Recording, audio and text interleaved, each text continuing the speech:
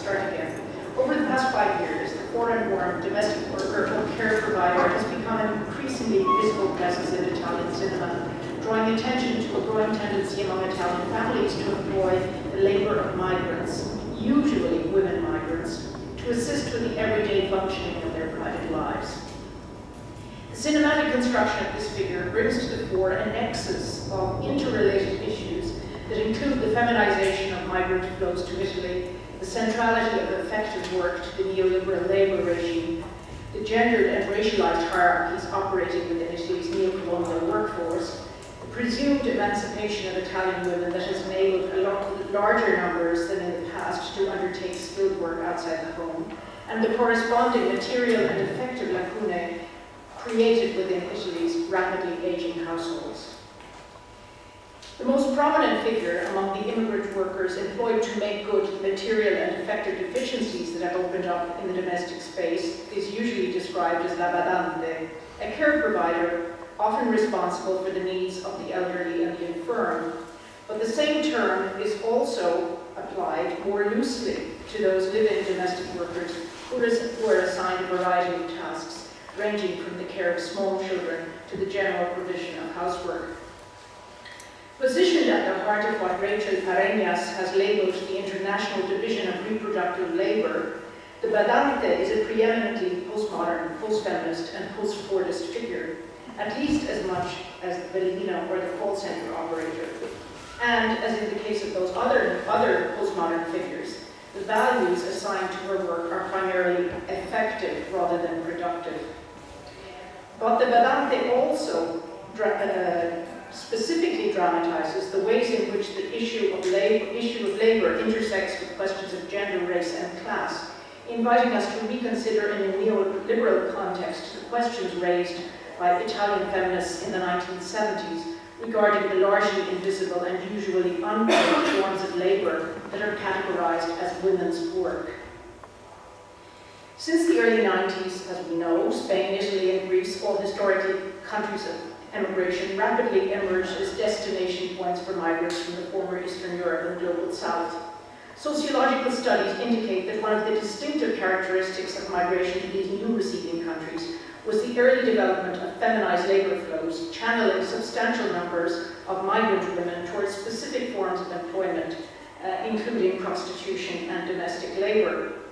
The rise in the numbers of women migrating to Southern Europe for domestic work has been explained by sociologists in relation to a number of factors, including the lack of a strong tradition of social welfare institutions in the region.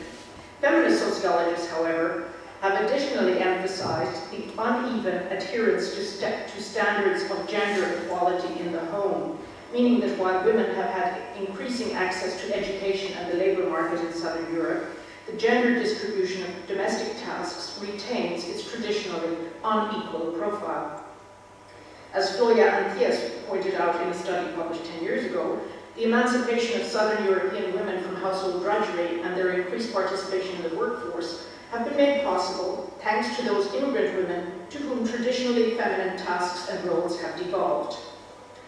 To return to the issue of cinematic representation, which is at the center of my own research, it is hardly surprising that the two roles most often occupied by the figure of the immigrant woman in Italian films at present are those of the street prostitute and the domestic care provider, two forms of work that Italian women have virtually abandoned in recent years. Both of these figures are engaged in what feminist sociologists and neo-Marxist theorists have described as affective labor.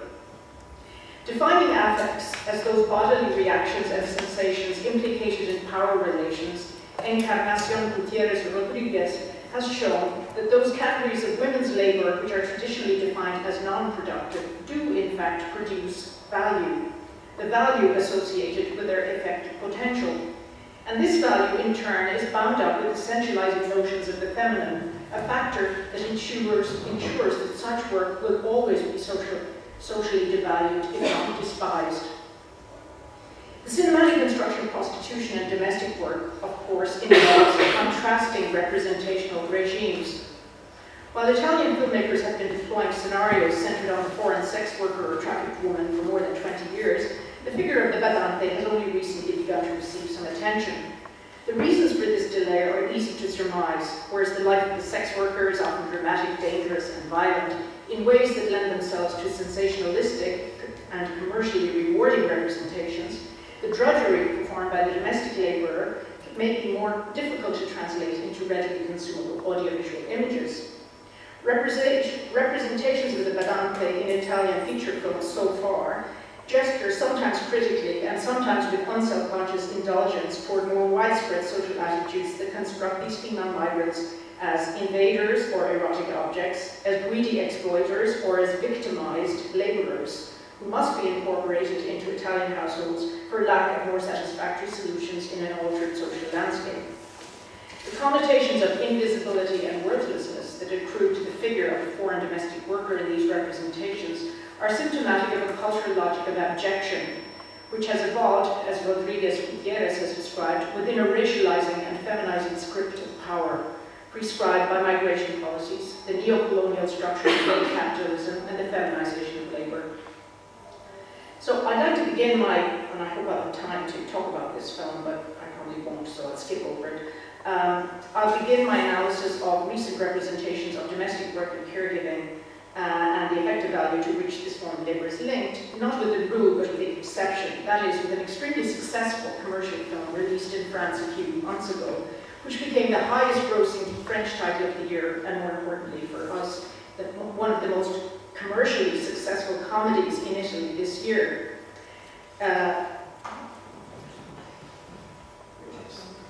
Les Intouchables, which opened in Italy in late February, is still playing in Rome, which is a record, I think, for most films of this kind. Directed by Olivier Nakache and Eric Toledano, it's translated into Italian with the title Quasi Amici, and has been described by one reviewer as a loosely based on, in fact, French tale of a quadriplegic white millionaire given a new lease of life by his uncouth black caretaker. The Senegalese Driss is his name, Driss, positioned at the center of this French film as a migrant, but he's a different kind of badante to the ones we know from Italian film. Much of the comedy generated by this film derives from the sight of the tall, muscular, streetwise ex-convict having to submit himself to the drudgery and forced intimacy of the tasks at hand, physically feeding his boss, bathing and dressing him, and worst of all, emptying the man's bowels manually with the help of a surgical glove. Yet contrary to the viewer's expectations, and after some initial reluctance, the black youth manages to respond successfully, not only to the physical requirements of the job, but also to its unarticulated, effective demands. So I'll skip the next part. After the employer recognizes that his care worker is destined for better things, that is, worthy of more masculine life goals, he is reluctantly allowed to depart from the disabled aristocrat's life. Before he does, however, Driss presents his employer with an important parting gift in the shape of a girlfriend. In other words, with a real woman who will take over the abject tasks of care work to which the Senegalese had provisionally subjected himself in the course of his rehabilitation, both as a real man and a palatable foreigner. So, okay.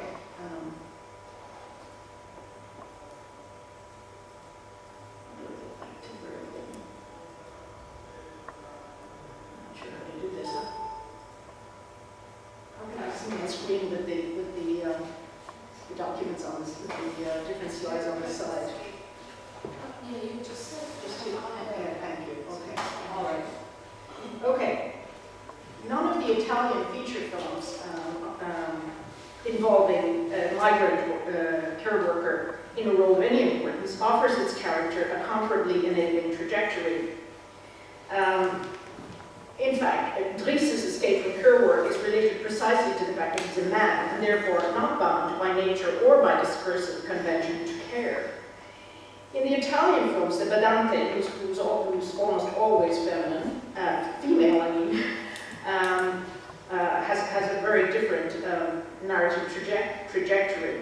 What this character can hope for at best is a brief vacation, a slight change in circumstances, or in the case of one film, a short marriage to the boss that ends in her death, basically. So far, there have been at least 4 documentaries, probably more. The Town of Badante Women is not really an Italian film, but it's made in Italian by a Bulgarian director. And there are actually more feature films than the ones I listed here that involve Badante. These documentaries, you can read the titles yourself, acknowledge the disadvantaged circumstances in which most caregivers operate. Their greatly extended working hours, social marginalization, anxieties vis-a-vis the neglect of their own distant families. Most importantly, these films give the caregivers a place at the center of their representation, depicting them not only within the context of the Italian families they serve, but also as autonomous subjects with their own history and life trajectories. And these are some shots from these films. These films are mostly, what's the word, buonista and well-meaning in tone, but apart from the welcome information that they provide, they're not particularly interested stylistically or in terms of what they offer, the discourse of the Badante. Occluded, however, in these representations is any allusion to the anecdotal accounts now circulating around Italy with the speed of urban legends about the invasive agenda and rapacious appetites of this army of foreign-born caretakers. That discourse exists as a subtext in some feature films. Seen by a limited number of viewers, the documentary portraits provide a sharp contrast to the mostly schematic treatment of the female domestic worker or caregiver in Italian feature films.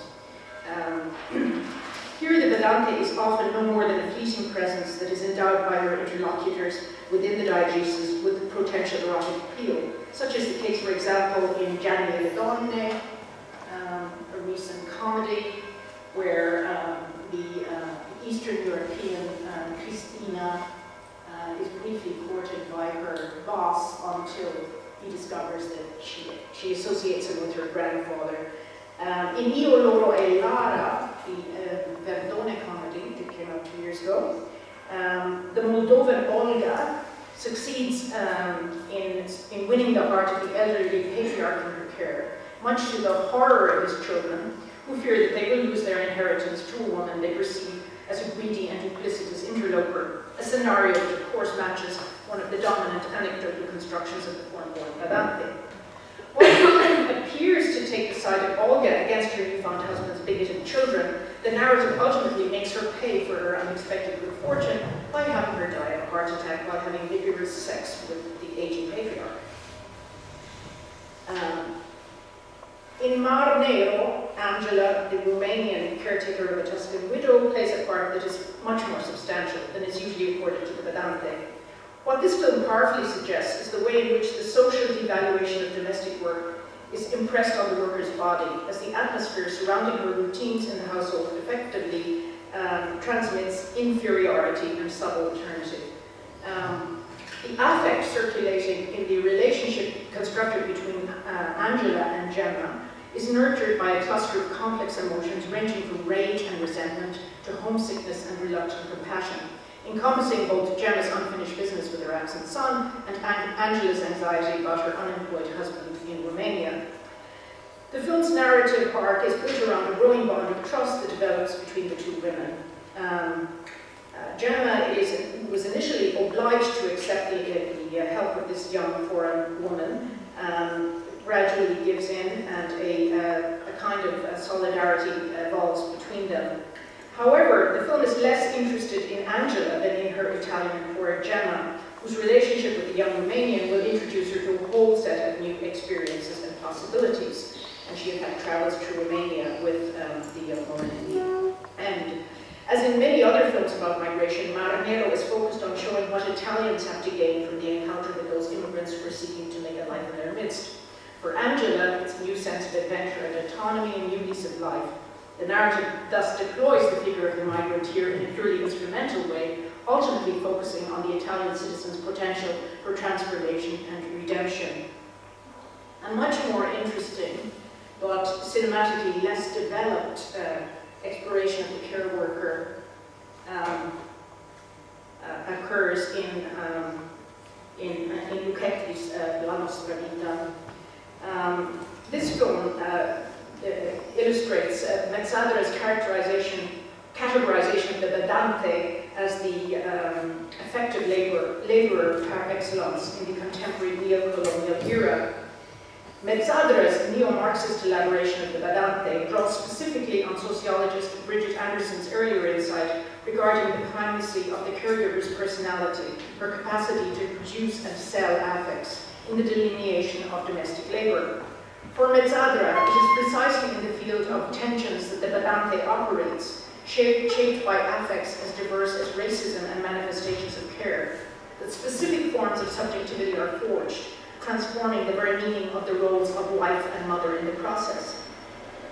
Indeed, while the badante is a distinctive figure within the contemporary composition of labor, he argues, she embodies services and values comparable to those offered by a range of other figures, occupying a continuum from prostitutes to good wives. In La Nostra Vita, it is Celeste, a crucial yet narratively underdeveloped character, that cinematically incarnates this continuum between prostitute and good wife. Originally from Senegal, Celeste is the domestic partner and caregiver of Ari, a disabled Italian drug dealer, as well as the mother of his 3-year-old son, the first biracial child to appear in recent Italian cinema. Though her screen time is limited, Celeste's role in the social world created by La Nostra Vita is of considerable importance, and on 2 occasions her actions have an important impact on the film's protagonist Claudio, who lives in the same apartment building. After his wife's sudden death in childhood, Claudio decides to entrust his infant son to the care of Celeste, despite the scandalized protest of his sister, who claims that she, the black one, is a prostitute. While the viewer recognizes the sister's attitude as unapologetically racist, it is clear from Claudio's behavior that he too harbors a level of casual racism, which does not, of course, prevent him from exploiting Celeste's willingness to care for his children. Halfway through the film, however, Celeste decides to abandon her childcare commitments in order to remove herself from Ari's life and from the violence unleashed by the shady dealings in which both he and Claudio are privy. As she hands the infant boy back to Claudio's adult care, she becomes to some extent the moral voice of the film, stating that she cannot remain among Ari's circle of lawless associates without becoming racially biased against white people. Yet she does return several months later, having perhaps discovered that in the contemporary neo-colonial economy there is no elsewhere in which to find refuge. Celeste's surprising reappearance in the concluding moments of the film is preceded by a short scene in which Claudio's older boys are holding hands across the table, engaged in a kind of seance, attempting to summon up the presence of someone who has gone. Perhaps assuming that the person they have in mind is their deceased mother, Claudio obligingly joins in. Yet to the viewer's astonishment, given the build-up of the seance, it is not the dead mother who suddenly appears in the doorway, but Celeste, who has inexplicably decided to return to her partner, Ari, and to resume the childcare commitment. The effective labor that Celeste provides as a substitute parent to European children deprived of adequate mothering is strikingly similar to the services offered by Àine, also a Senegalese immigrant in Alejandro González Iñárritu's Beautiful, which was released around the same time. Both characters, who appear on the margins of the main plotline, provide examples of the complex forms of intimacy currently being forged between European families and women migrants. Intimacies traversed by both economic imperatives and emotional needs and desires.